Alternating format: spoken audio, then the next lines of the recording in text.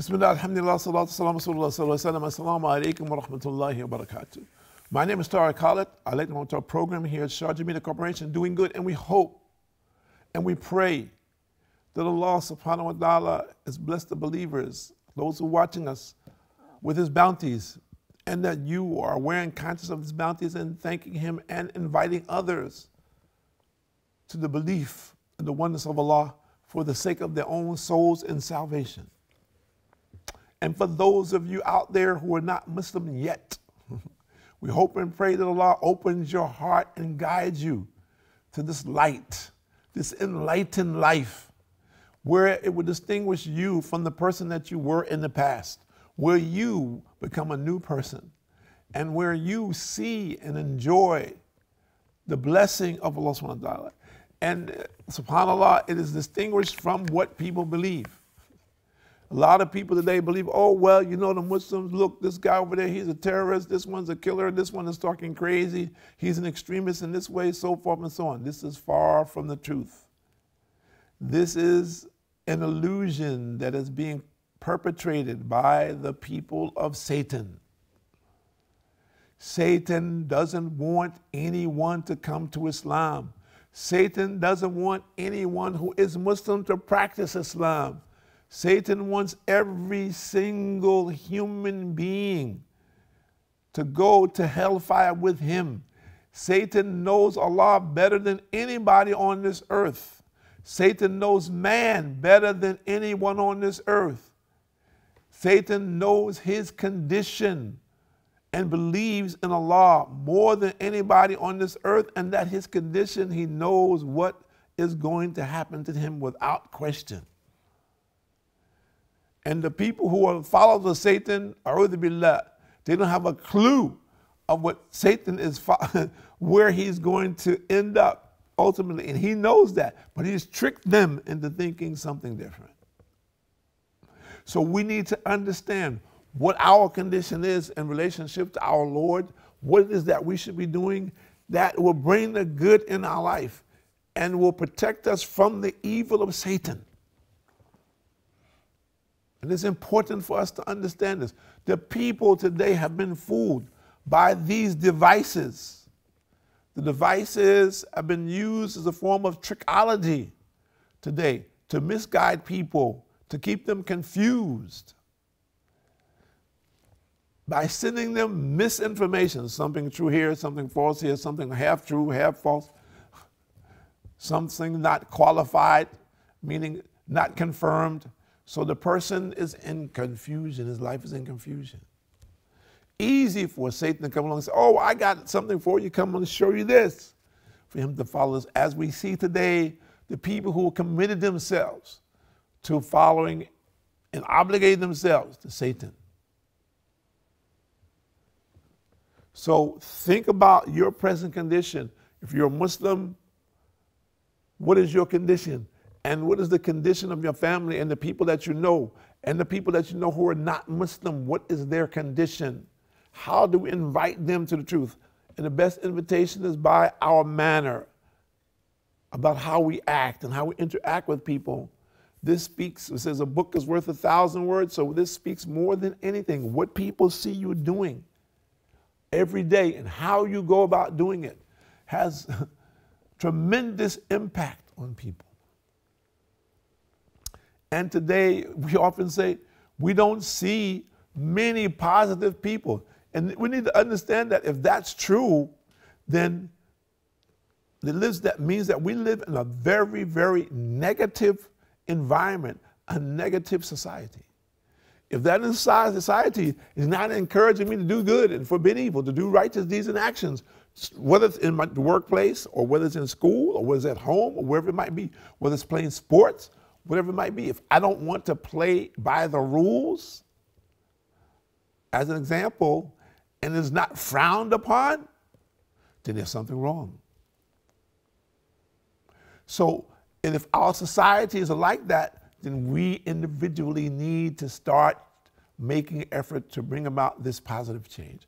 And that positive change starts right here in our life, doesn't it? So people identify this person as an individual. You know, that guy, he always has some sound reasoning in what he says. And today he said something about the time is running out. We need to really look at our condition, the condition of our lives, and where we're going to end up now. And some other person says, well, I really thought about it like that. I have a life insurance policy, and I have some other things that I'm going to leave behind for my children. But I never thought about it from this perspective, that it is not these material things that are needed to be left behind, but the consciousness, awareness of worshiping your Lord in the proper manner, the way that he has designated, so that you will be successful and your family will be successful in this life and hereafter. That is more important than all of the material things in this existence. But we have to have that reality and the value for it. And few people in today's world do. The people today have been influenced in such a manner that they become obsessed by materialism, the things of the world, and from all over the world, because today they're at our fingertips, aren't they? And in many instances, people today are doing just as they did centuries ago.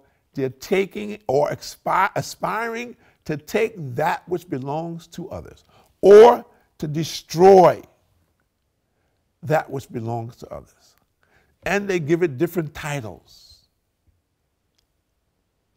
But yet and still, it is not any different than the Mongols, the hordes that ravage the earth. We just have modern hordes, modern technology, and they even use some of the same old names. So we need to look at their deeds and actions and see, are they really any different? What is their intention? And of course, their intention is essential to understand, because that will be what they have to answer for. And those of us who are accommodating these people, we will have to account also. Those of us who are negligent, who say, well, yeah, I believe in Allah, but this guy, he's my friend, he's my cousin, he's my relative. Tell your relative the truth for his own sake. If he doesn't want to hear it, fine, that's his business, but you've told him. He has a choice. He may not have choices wherever he is in the world today. His choices may be very limited to what he understands. He hasn't done a lot to explore outside of his box. So you may be the saving light, meaning bringing the light into his heart by Allah's permission, that opens a door that saves his soul. Think about it from a positive perspective, where it is that you are presently, where it is that you would like to be, and what is the condition of your family. And Allah subhanahu wa ta'ala says more or less, do you enjoin righteousness on the people and forget to practice it yourselves, and yet you recite the scripture? Have you then no sense? And he says again, O you who believe, why do you say that which you do not do?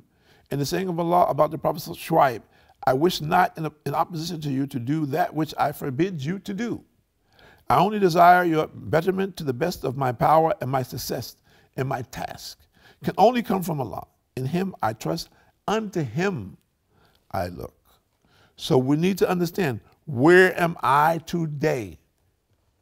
My trust of Allah. Where am I? Do I trust him? Do I believe in him?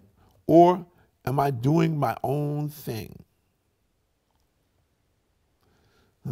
Because if you're doing your own thing, you can bring the curse of Allah on you. In this verse, Allah says, those who reject faith and die rejecting, on them is Allah's curse, and the curse of the angels and of all mankind. So we have people today, a'udhu billah, who curse Allah openly, publicly. What do you think is going to happen to those people? What do you think is going to be their condition? They're caught up in their arrogance. See, nothing happened to me. I said so-and-so, blanket, nothing happened to me. Allah is just giving them rope. Just giving them rope. We want them to repent and change their ways before it's too late. Until that time happens, we continue to the best of our ability to communicate the message, hoping that someone will change their life before it is too late.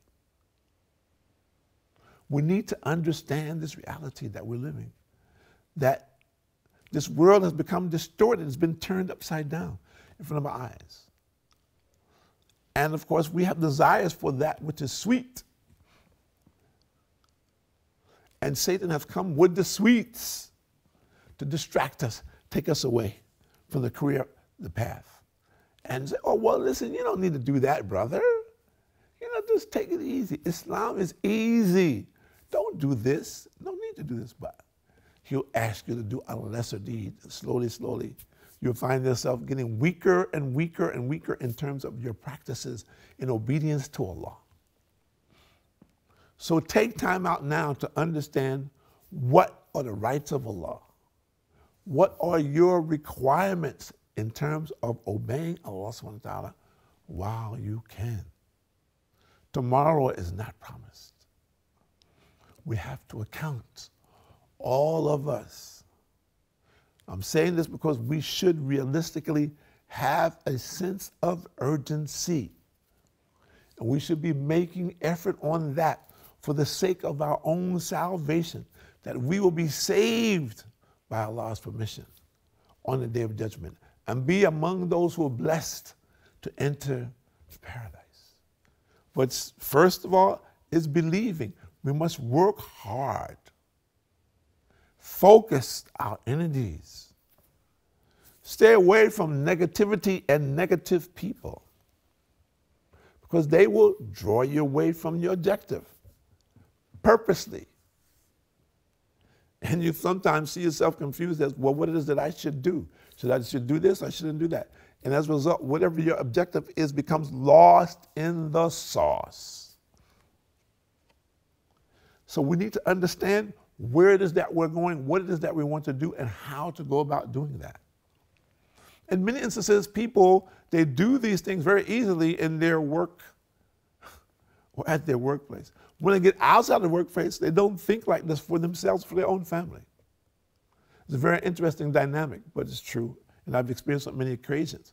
Not to say that everyone is like that, but in many instances, people, they can do miraculous things in the workplace. When they come home, zip. But we're saying, take the time out now, spend the time now to turn your life to Allah. Do not hesitate. The time is running out, and it will run out for all of us. No one knows when, unless Allah informs them. But all of us know that we're leaving.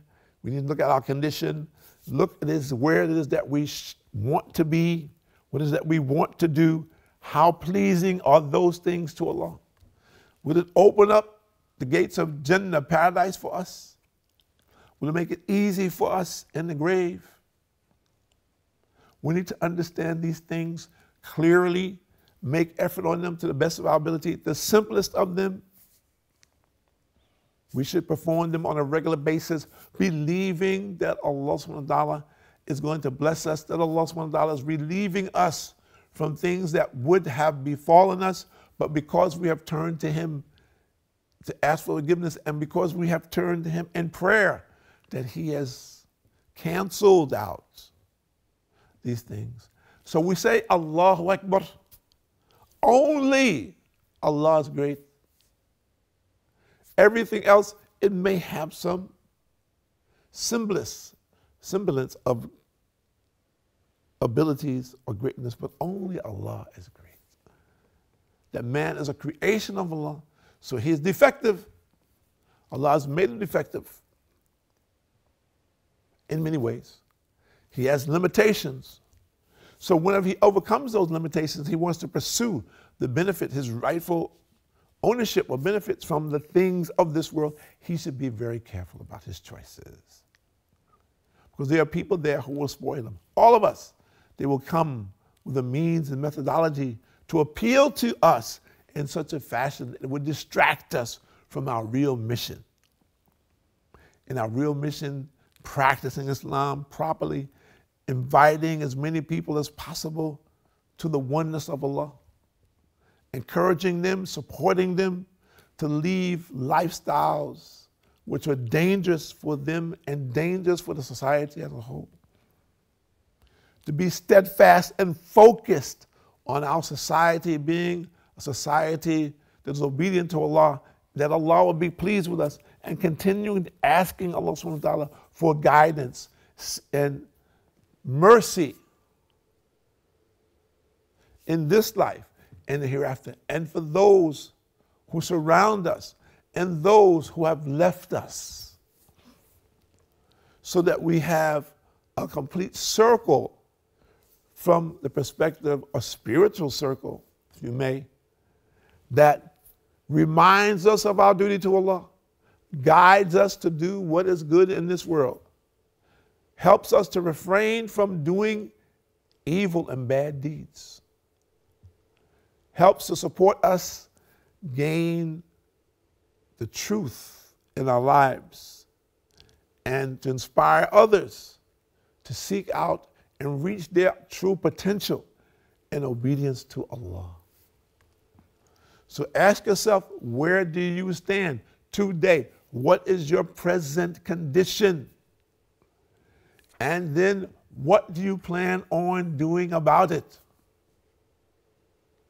Move forward. The world is moving, so we should move.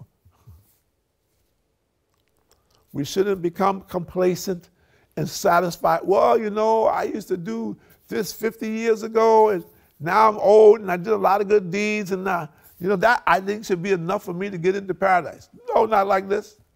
Only Allah knows who's going to get into paradise, and it's dependent on Allah's mercy. So we should all strive for that mercy as much as we can today. We need to gain an understanding, a clear understanding of the mercy of Allah, how to do it, how to get it, how to employ it, how to encourage others to come forward to obey the commandments of Allah subhanahu wa ta'ala for their own salvation's sake. My name is Tariq Khalid. I'd like to thank you for joining us here at Sharjah Media Corporation on doing good, and by Allah's mercy and grace we pray. We pray. And we ask Allah to guide every single soul who is out there to this truth, that he may know ultimately the reality of this life and the hereafter, and that his success is in obeying the commandments of Allah subhanahu wa ta'ala and finding the sunnah of Muhammad sallallahu alaihi wasallam, and his failure will be in disobeying this, and of course, non-acceptance. Non-acceptance. Assalamu alaikum wa rahmatullahi wa barakatuh.